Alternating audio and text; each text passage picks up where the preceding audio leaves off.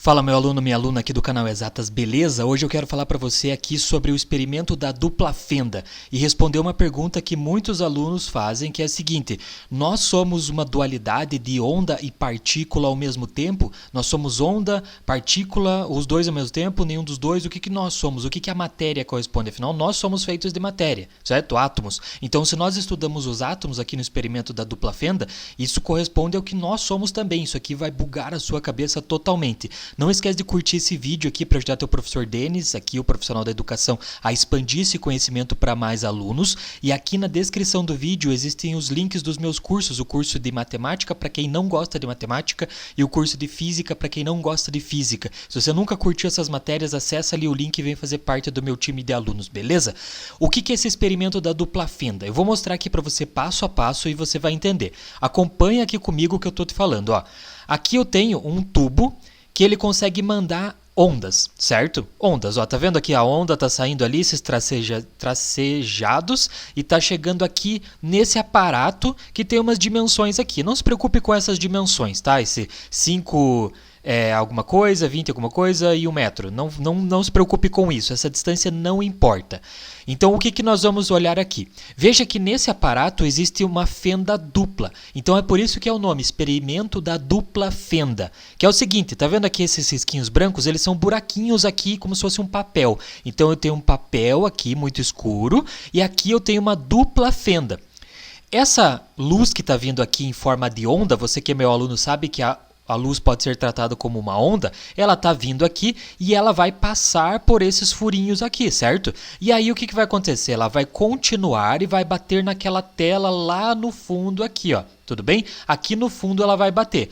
Bom, quando a onda está vindo aqui, você consegue ver ela batendo, passando por esses furos, ela sofre um processo de difração e ela vai para o outro lado ali da tela. Então vamos colocar aqui um comprimento de onda do tipo da cor verde, ó, que corresponde mais ou menos a 543 nanômetros, tá?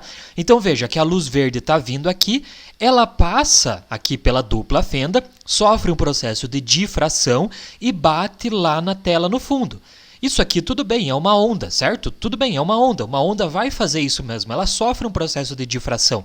Você consegue ver a onda sofrendo difração, por exemplo, num lago. Se você fizer aquela onda que vem bem fraquinha no lago, assim, passar por algum buraco, você vai ver ela se espalhando. Esse espalhamento é o que nós chamamos de difração na física.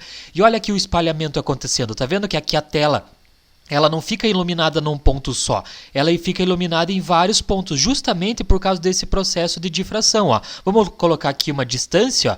Tá vendo que ela sofre um processo de difração até mais ou menos aqui 5 centímetros de distância, né?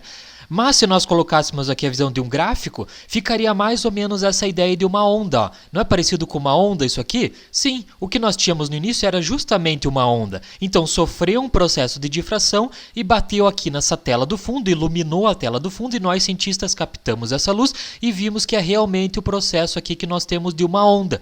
Beleza, Denis, até agora aqui eu entendi tudo, certo? Estava passando pela dupla fenda, sofreu um processo que as ondas sofrem, porque toda onda pode sofrer difração, e bateu aqui nessa tela do fundo. Beleza, não mudou nada na minha vida. Agora vem a parte esquisita, cara. Agora vem a parte esquisita. Imagine que ao invés de eu jogar onda desse tubo aqui, saindo desse tubo, que ao invés de jogar onda nessa primeira tela preta, eu jogasse partículas. Ah, Denis, eu não sei o que é uma partícula. Pensa num tomate. Imagina que eu jogo um tomate e ele vai passar aqui pelas fendas. Mas espera, o tomate ele vai passar por uma fenda só, né? Então, ele, por exemplo, eu jogo um tomate e ele passa por essa fenda aqui da direita. E aí ele vai bater lá no fundo da tua tela, vai ficar esmagado lá no fundo. Se eu jogar um outro tomate e ele passar exatamente nessa mesma fenda da direita, o que vai acontecer? Ele vai cair no mesmo lugar lá, ele vai bater na parede lá no fundo, no mesmo lugar que o primeiro tomate bateu. Não vai ter uma diferença. Se eu jogar um tomate na fenda da esquerda, ele vai passar pela fenda da esquerda e vai bater lá no fundo.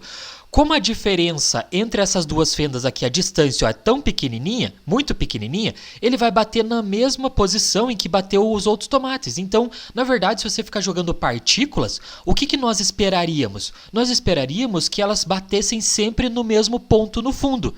Só que não é isso que acontece no mundo real. Olha que mágico isso aqui. Olha que interessante. Eu vou jogar partículas. Imagine como sendo tomates. O que a gente ia esperar como cientista? A gente esperaria que eles batessem no mesmo ponto ali no final. Mas olha o que acontece. Eu vou colocar partículas. Olha o que acontece, olha o que acontece, olha o que acontece. Caramba, mas os tomates não deveriam estar batendo no mesmo ponto aqui? Sim, deveriam. Mas veja que eles estão batendo em pontos muito distantes. Não pode estar acontecendo isso. Pode sim. Sabe como que isso acontece? Isso acontece porque nós podemos considerar as partículas tipo os elétrons como tendo um comportamento de onda. E aí vem a ideia de que o elétron é um tipo de onda também. Ele pode ser considerado uma partícula, mas também pode ser considerado uma onda. Mas, Denis, isso aqui muda a nossa compreensão do mundo. Exatamente. Porque para uma onda, olha que eu estou clicando aqui, uma onda, a gente esperaria isso aqui. Mas para uma partícula, a gente esperaria que as partículas, os elétrons ou os tomates que eu falei, batessem no mesmo ponto. Mas não. O que acontece é que eles também sofrem um processo de difração e vão se espalhando aqui nessa tela do fundo. Se você colocar uma visão de gráfico, você vê novamente um padrão de onda acontecendo aqui. Então, na verdade, o elétron é uma partícula, mas quando ele passa por uma dupla fenda muito pequenininha de distância, ele acaba sofrendo também um processo de difração, como se ele fosse uma onda. E é daí que vem a ideia da dualidade onda-partícula. A matéria, você, pode ser tratado como sendo uma onda ou como sendo uma partícula. Isso aqui não é visto tanto do mundo macroscópico, mas quando você vai para os estudos da mecânica quântica no mundo microscópico, você começa a perceber essa dualidade onda-partícula. Uma partícula pode ser considerada uma onda, por exemplo, dependendo da maneira que ela interage com a matéria. Isso aqui é muito louco. Se você não conseguiu prestar atenção ainda, você tem que rever esse vídeo aqui para entender como isso aqui é ilógico, né? Mas o mundo é assim. O mundo não tá nem aí pro que a gente pensa, pro que a gente acha como físico ou como cientista. Ele simplesmente é assim.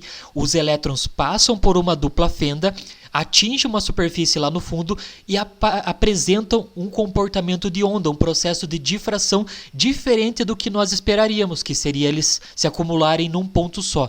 Mágico isso aqui, né? Se você quiser se aprofundar nisso, você pode estudar mecânica quântica no nível superior, mas isso aqui é a experiência da dupla fenda para você poder entender. Beleza? Não esquece de curtir esse vídeo e acessar os meus links dos cursos, o curso de matemática para quem não gosta de matemática e física para quem não gosta de física. Denis, onde que está esse link? Os links estão aqui na descrição do vídeo. Beleza? Então valeu, muito obrigado e até a próxima aula.